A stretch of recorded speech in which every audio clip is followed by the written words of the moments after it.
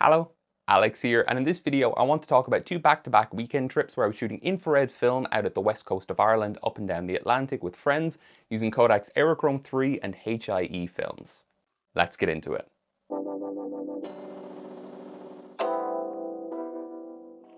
Both of these trips were fairly short, but since they were back-to-back and we had absolutely stunning weather at the time, I thought it was worth breaking out two of my rarer infrared films to try and make the most of it. I mean, if you don't shoot them when the weather's good, when are you going to shoot them? If you don't know, Kodak's HIE, or high-speed infrared, is a super panchromatic black and white negative film sensitive to infrared light beyond the visible spectrum up to about 920 nanometers, which is far beyond the infrared sensitivity of Avifot 200, which peaks at about, maxes at about 780 nanometers, or Ilford's SFX 200, which tops out at about 740, 750. And it is so infrared sensitive that you can get by with just a red filter, not necessarily an infrared filter, making it easier to use with an SLR, giving you a bit less focus shift, and a lower filter factor, making it easier to shoot handheld. And that is exclusively how I use this film. The film is also known for not having an anti-halation layer, making your highlights go really kind of glowy and angelic, which is a look that is definitely associated with this film, even if it isn't the only one. On the other side, Kodak's Aerochrome 3 is a false color infrared film designed originally for military and surveillance applications that gives you a really intense pink to red color palette for your foliage and really high contrast and relatively limited dynamic range. Both C41 or E6 processors are compatible with this film, even though they're both technically cross-processing, and you do need to use a filter with this as well, but not a red or an IR filter. Others have done testing and red isn't really a good choice. You want to stick in the range of a yellow to orange filter with this stuff. Typically at least a yellow number 15, like a medium yellow filter. Something like a number 8 is not going to give you a very strong effect. The first of these two trips was a trip to Achill Island with my friend Fabrizio from Italy, and after he landed we grabbed a car and shot out west, and it didn't take us that long until we had to stop. Just around Castle Bar we saw an abandoned house and we both knew this was going to be the first shot. Fabrizio was also shooting Aerochrome from a different, less, more expired batch, so he was going to have to pull process his roll, shoot it at 200 rather than 400, so I decided to do the same, which is why my shots are all pulled, just because it meant we could share meter readings and it was easier to ask each other what settings we were using. I loaded up my Rolleiflex SL66 and I started out with the yellow filter, and I really do like this shot. I mean, there wasn't as much tonal separation in the foliage as I thought there would be, but I still really like it, and I was happy that I was able to get a decent amount of detail out of the sky. Of course, yellow and orange filters block light, but most importantly they block blue light, which enables this film to work in the way that it does, basically doing analog channel swaps, which is really cool.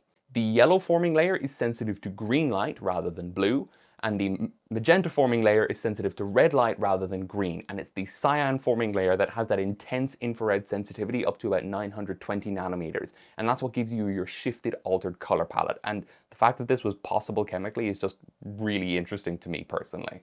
With the yellow filters, you're going to get pinker foliage, and as you move towards an orange filter, you're going to get much more red in your foliage. So there's a difference in look depending on what you do, and I decided to use both filters on this trip. There was also a really idyllic or even cyrodiilic graveyard across the road, and I took a shot of this one tree in the middle of the field on Ilford's Pan F Plus to kind of earmark it for the return journey, because I wanted to shoot that on infrared as well, but the weather wasn't quite right at the time.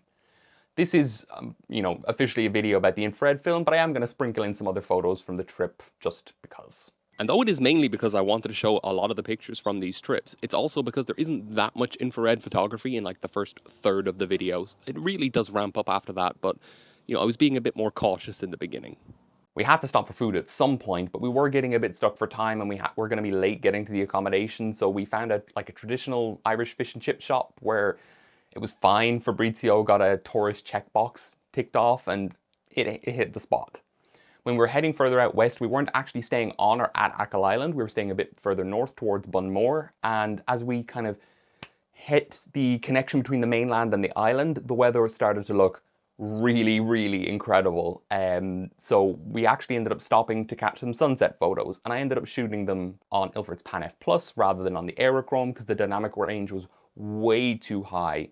And in the moment, I really regretted not loading something like Kodak Gold earlier, because this was only the second shot. I could have loaded Gold earlier in the day. Fabrizio had way too many cameras with him, as he always does, so he was shooting color no problem. But, this is the shot that I got, and it isn't something that I really liked at the time, but it's kind of grown on me as time goes on. There's a lot of texture and a lot of you know, a really broad range of tones in here. It's not what I would have liked, but it still worked out really well, which is kind of a theme for a lot of the shots in this video. We were staying in a B&B and we ended up getting there at like 10:30 at night, so once we just dropped our stuff in and unpacked, we obviously had to go downstairs and get Fabrizio a real pint of Irish Guinness. The next morning was really overcast, but at least it wasn't raining, so it meant that shooting the Aerochrome would be a bit easier with the narrower dynamic range of our scenes, so we were pretty okay with that. Once we had breakfast, we headed up north towards Belmullet, and we made a few stops along the way, of course, you know, anything that kind of caught our attention. But there was one spot near Auchnis where we found a fishing boat beside a farmhouse, and the owner was okay with us taking pictures there, and I was really happy that there was just enough light for me to shoot the Ilford's Pan F Plus there. It did get a bit windy pretty quickly, so I had to break out the tripod in the end, but I mean, Pan F is such an incredibly fine-grained film. The results here were absolutely fantastic. A little bit further north, we came across this massive thing of driftwood at the side of the road, and I envisioned this really dramatic ultra-wide angle or ooh-wah composition with the 40mm, like from high up looking down to really exaggerate the perspective, but it wasn't really going to work. The terrain was too uneven, and the composition wasn't that interesting. So instead I went for this, which is a centered composition with the 80mm, and you know, the asymmetry of the wood itself makes it not quite my favorite, and I did actually end up underexposing a bit because I was trying to protect the detail in the wood too much. So it's super grainy even by Aerochrome standards. But you know, this is one of those photos where I really do struggle to detach what I wanted from what I got because there were so many small mistakes that accumulated to, in my mind, almost ruin the picture, even though I know it's not really that bad. While we were still heading north, we saw a massive water tower out east, and we made a huge detour to go and see it at the top of the hill, and it was totally worth it. When we got there, I had just finished up the Pan F, so I shot it on Kodak Gold, and the shot is fine. It's nothing extraordinary. You know, the light is very flat in the sky. There's nothing really going on, but it's a nice enough composition. But what really caught my attention were the donkeys penned in just at the base of the water tower. Now, I'm pretty okay with animals anyway, but these donkeys were completely chill. They must be really used to people coming around. And I got one shot of them on gold that I quite like, but I do wish there was a bit more headroom in the top left, but still, that came out very well. And I shot them on Aerochrome as well.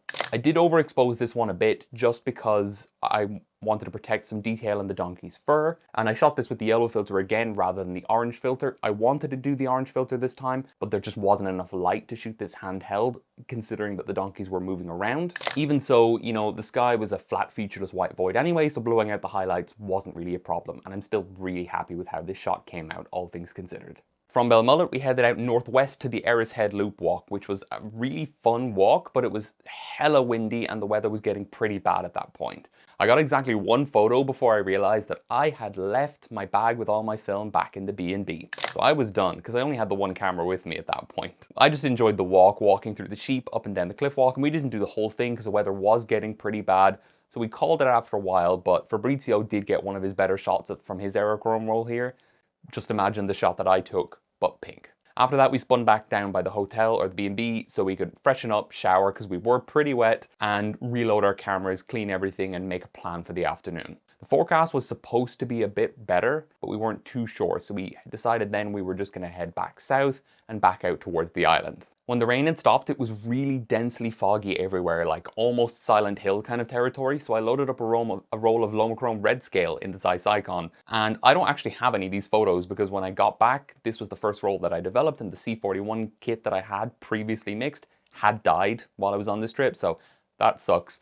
But the rocky beaches, the boats floating gently in the water, the sheep that we found, there were some nice shots on that roll, but you'll just have to imagine it or use your obnoxious AI of choice to figure out what I was looking at. Out on Achill Island, once we hit the viewpoint at Duiga, I saw tons of sheep, and honestly, I spent about 40 minutes stalking these things, various different groups, to try and get the shot. And it was so worth it. This is what I got, and I absolutely love the like bi-color color palette that's going on here, and how the sheep kind of stand out against the blue and reds, and that big rock in the water balancing out the composition in comparison to the sheep themselves. It's a very simple photo, but I'm really happy with how this one came out, and it's probably my favorite from the trip, if not the best. Fabrizio during this time got like 10 or 15 proper portfolio keepers when he was running around because he wasn't being so picky and sneaky as me, just, you know, harassing the locals. I'm not sure where the next stop was. Maybe it was around Clockmore, but there were these amazing rock formations and it was very windy, so the water was very foamy and frothy, so it had lots of texture to it. And I found this one spot where I wanted to shoot with the 40mm and I flip-flopped about shooting it on infrared and I didn't in the end, but with hindsight, I think I probably should have. Even so, on Kodak Gold, I'm really happy with how this photo came out. You know, the wide angle perspective definitely serves this shot well, and if I had a giant ND filter for that huge 40mm lens, it would have been nice to do like a 2 to 4 second exposure to get a mix of relatively still and much more flowing and aggressive water to capture the motion and energy in the scene. We drove around for another while and earmarked a couple of potential spots for the following day, the final day of the trip, but we did eventually have to get food, of course, and we found an open hotel that was accepting walk-ins, which was quite difficult on this day because it ended up being quite busy on the island. But we got some wholesome, hearty Irish food, and you just can't beat turkey and ham. But even though it was late, like 8 p.m. or so, that was just a pit stop and we were not done. Right when we hit that connection back to the mainland, we looked right and the weather was finally looking gorgeous and we said, screw it, we'll just go. We kind of sighed, we hummed and hawed a little bit, but no, we just, you know, we ball. We went south instead of north and we ended up heading down to like, I think it was Mulranny Beach, which is famous for its pink rocks. You know, you don't have to go to the north of France for that. And these shots are nothing particularly impressive. I was just kind of shooting away on gold. There was no infrared here. It was just kind of whatever we came across to make use of the light while we had it. And the light did fade very quickly, but I got a couple of nice shots. Like this one here, it was f2.8 wide open, so I could use a handholdable shutter speed, but with the lens tilted down a little bit, which is something I love doing with the SL66, to give me a bit more depth of field in the background. The whole scene isn't in focus, but it just puts, you know, doesn't have everything completely blurry, which is nice. But more subtly and more impressively to me anyway, a shot that I'm more happy with is this one, the stacked rocks. Because here I was able to use a little bit of upward tilt to tilt the plane of focus back towards me a little bit, making the tips or the fronts of the rocks just barely all in focus. So you're able to keep the subject fully in focus while still throwing the background completely out. And that's something I love doing with this camera. You know, you get so few shots with medium format compared to 35mm that it's stuff like this that makes it more worth it for me.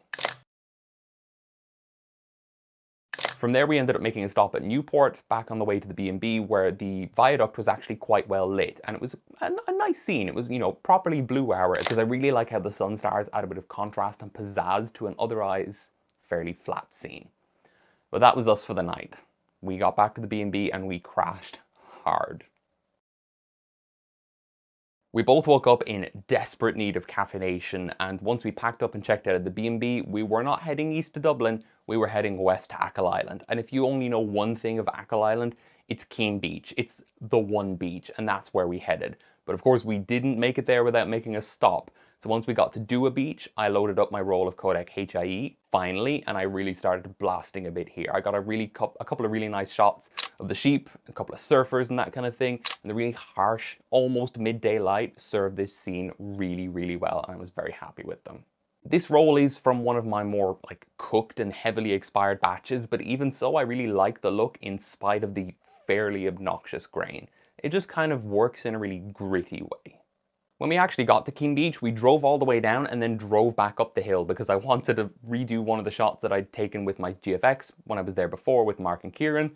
And I wanted to get this particular scene, I had it in mind. So here it is on gold.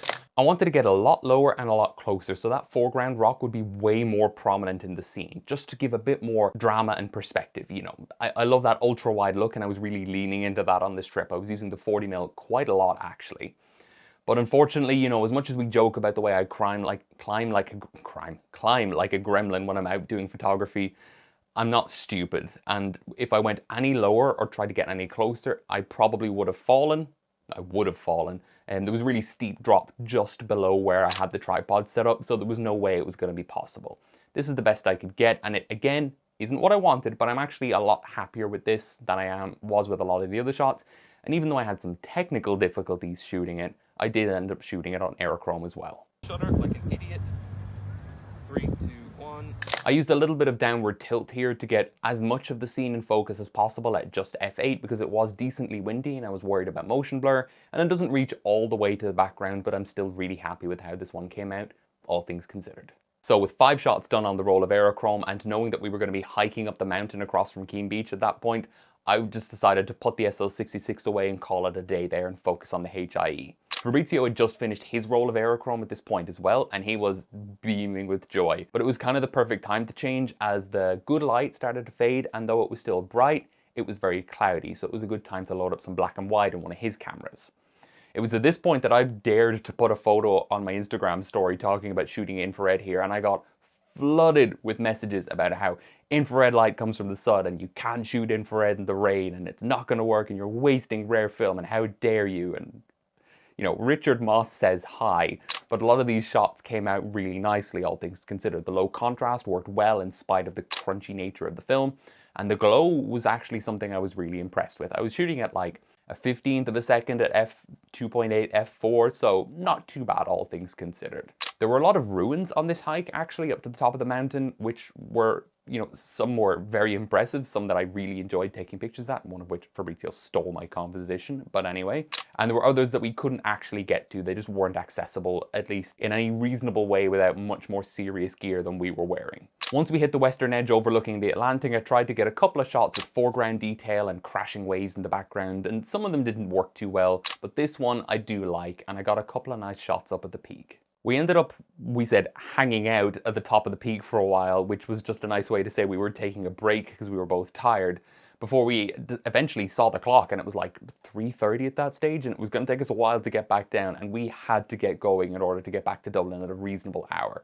So we scrambled back down the hill, went to the car, and while Fabrizio was unloading his cameras, I took 2 final shots on gold down here, because the sun had just started to come back as we were leaving. Classic Alex look on a trip, I guess.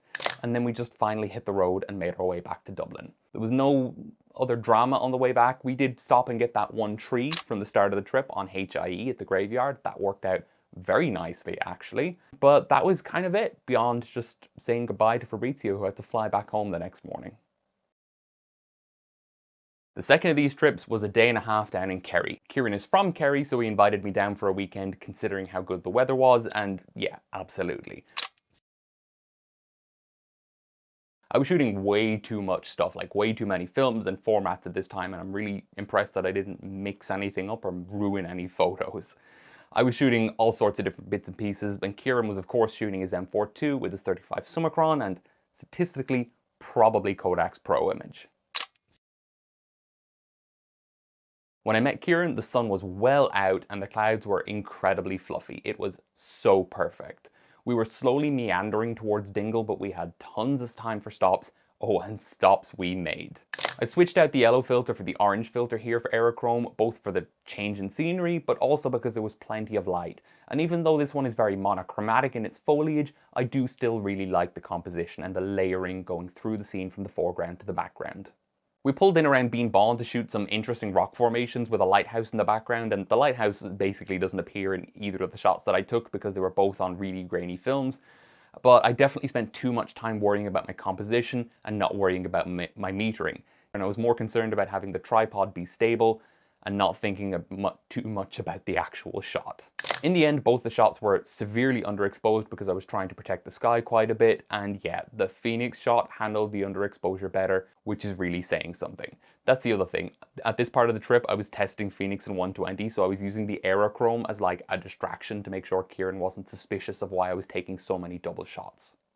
Kieran is down there taking pictures of rocks, so I'm going to finish off the HIE before I keep shooting my XP2, and then we'll see how I balance that in the Aerochrome for the rest of the day, I guess. But we did eventually hit Dingle proper, and it was stunning at that point. You know, really harsh midday light, but with clouds kind of breaking it up a bit, giving some dappled shadows here and there. And there was a fairground in the middle of the town, so when we were going from the car park to the fairground, we actually met a guy named Stanley who was talking to us about his granddad's Rolleiflex f2.8 that he just inherited. That camera, he showed us a picture on his phone, he didn't have it with him, and that camera was gorgeous. He saw my Rolleiflex and he didn't know that they made SLRs, which fair, not many people do, and he asked to hear the shutter and the mirror slap, and he got a bit of shutter envy from that. But when we got to the fairground itself, I took this shot on Phoenix in 120, which turned out to be like the shot for me in Phoenix. I'm really happy with this one. I think it was 1/15th of a second handheld. So I was quite impressed at how well I was able to keep decently still and get a nice shot. There was no other infrared here though. I was just mostly shooting some red scale Phoenix in the Zeiss. Little did I know that would be a thing later down the line. And I got a couple of nice shots, but no infrared, which is what you're here for. DM for Prince. There was only one other thing we'd planned to do in Dingle before we leave, and that was the garden behind the local church, which is really dense and really winding and hidden. And it turned out to be absolutely fantastic. If you're ever in Dingle, I highly recommend it. It's behind St. Mary's Church. This spot was just really almost like Tolkienist in the way everything was. For HIE, it was absolutely perfect. I got a lot of close-ups, some broader scenes, a couple of stills here and there, and I got this one shot from under a tree that is one of my favorite infrared photos I have ever taken, bar none. The backlighting here works absolutely fantastically, and it shows just how much infrared light there is, even in the shadows, when you're taking these kind of photos, which I was really happy with. Kieran, look what I found. Well. There's one left. I hate you so much. Well, we just about beat the bad weather. When we got back to the car though, it started to rain and we kind of had to shimmy some plans around, and we figured we'd just head straight out towards the Blasket Centre because it's part of the Wild Atlantic Way. If the weather's going to be bad, the water's going to be choppy, and we'd probably get some nice shots around there. As we were on the way around the Ventry Harbour, the clouds broke and we actually got a nice bit of sun for about 20-30 minutes. So we took a few shots around there and I got this gorgeous shot with some halations sparkling around this rock in the water, which I was really happy with, and a couple of HIE infrared landscapes. A couple of them came out really well, like this one. The lens flare actually, or the reflection of the aperture blades actually kind of works in this shot, even though I normally wouldn't like that kind of thing. Just adds a bit of layering to the sky, I guess, which might just be cope on my part. But this other shot that I took with the 35, I'm really not sure if I prefer it in landscape or portrait. Maybe a wider lens or different perspective would have been better, but the scene itself is something I still quite like.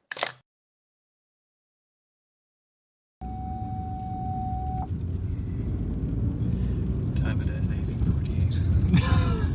The Blasket Centre itself was closed, so there was nothing going on, but there is a viewpoint there, or like a viewing platform to look at the Blaskets themselves. So we've got the Blaskets, not Skellig Michael, and that place from Moana.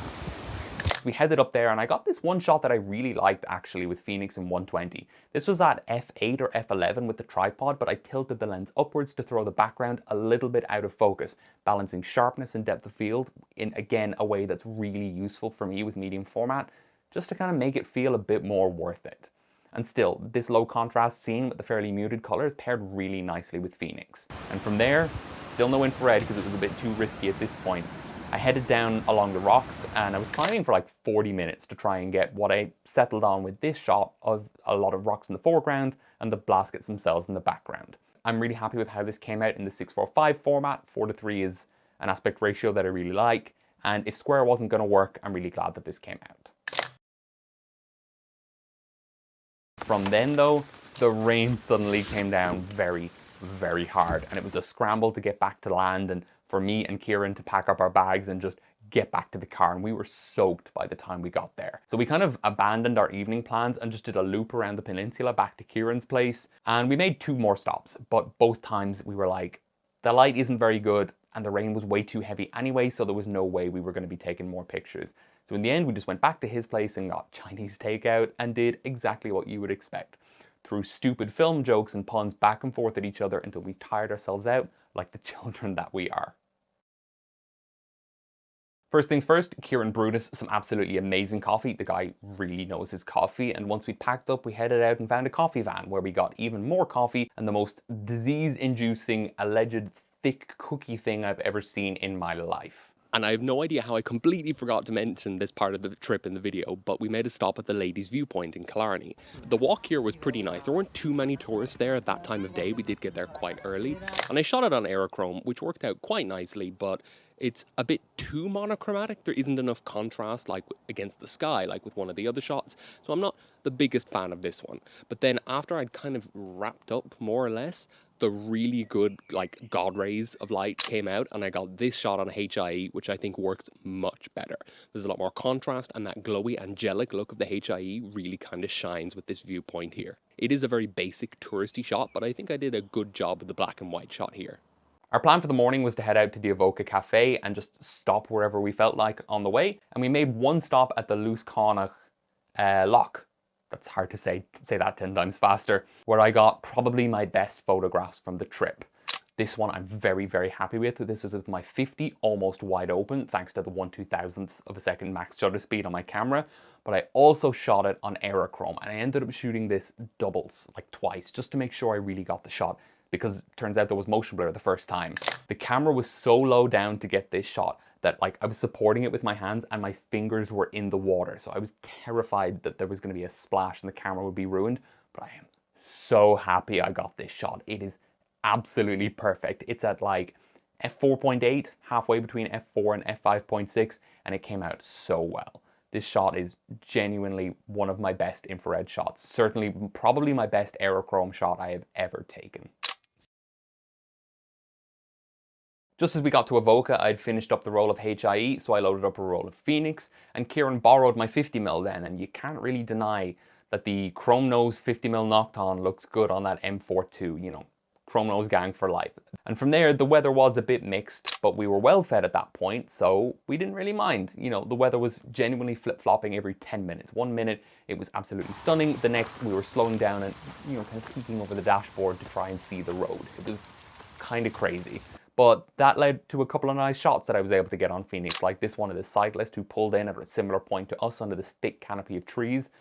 And he wasn't having a particularly good time in the weather either. But then the sun broke and we went for a short walk around where we pulled up, and I got a couple of nice shots there, even if it did get a bit creepy at one point. It just went eerily quiet, and I don't know what to make of it. There was a bit of traffic going up and down the road over there, but there's nothing now. Our last planned thing for the weekend was to visit Ross Castle, but as we pulled into Killarney, the annual vintage car rally happened to be on at that time, so we popped in there, got a couple of nice shots. This one came out really well on Phoenix, but the two big shots for me were the Mark I and Mark II Golfs that won like the classic car competition. These were all original, freshly CLA'd, 40 and 50-year-old Golfs, Mark I and Mark II, which were absolutely fantastically maintained by their owners. And we got to chat to them for a bit, but then the rain started yet again, so I managed to snag these two shots. This one isn't my favorite, but I do like that there's a bit more background detail, where in the other shot it's a bit more bland and it's a bit more balanced in this one. But this shot, I really like the high angle of the hood or the bonnet, which just gives the square composition a bit more intensity, I guess. It feels a bit stronger as a composition, but this shot does have more moisture damage. I mean, all of this roll is moisture damaged, so I'm not too worried about that, but this shot definitely suffered a bit more, so I'm not sure which shot would be better to print. That was the end of the Aerochrome roll though, so by the time we got to Ross Castle, I was just shooting Phoenix in both 35 and 120, and I got this one gorgeous portrait of a Texan woman with the 150mm sonar. She was very nice. We were chatting for a little bit while she was waiting for her kids to go around the park, and I got a couple of nice shots of the ducks and whatnot, and this one shot that I was actually really happy with of one of the fishermen bragging to his fisherman friends about how much bigger his umbrella was than theirs. That was kind of a nice end to that, and from there, Kieran dropped me back to the train, and I made my way home. I'm generally extremely critical of my own work, and I'm happy to sit here on camera sometimes and say, this is a nice photo, but you put me in front of someone and I'll say all my work is trash, because I just don't have the confidence for that. But overall, I think despite my criticisms, I'm very happy with how most of these came out. I expected to get fewer keepers from the roll of Aerochrome and 120 than I did, and I'm glad that I split it across the 2 weekends just to have a bit more variety. Wildlife, landscapes, cars and that kind of thing, rather than just raw landscapes all on Achill Island, which I could have kind of fallen into as a potential trap.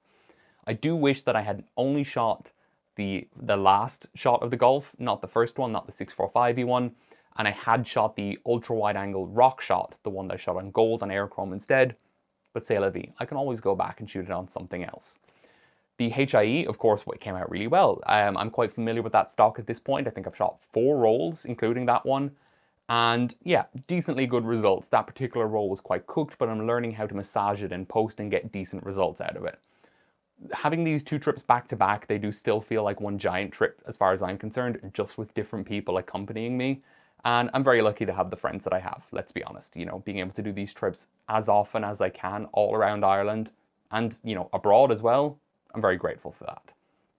I want to do stuff like this in the future and just, you know, have a bit more fun with my infrared photography, and the SL66 is just such a perfect camera for this kind of thing. Load something up and you can just do shot by shot when and if you want. It just works really nicely, and the lens tilt helps me get the most out of my scenes, just, you know, without having to go to the hassle of carrying a large format camera around, for example.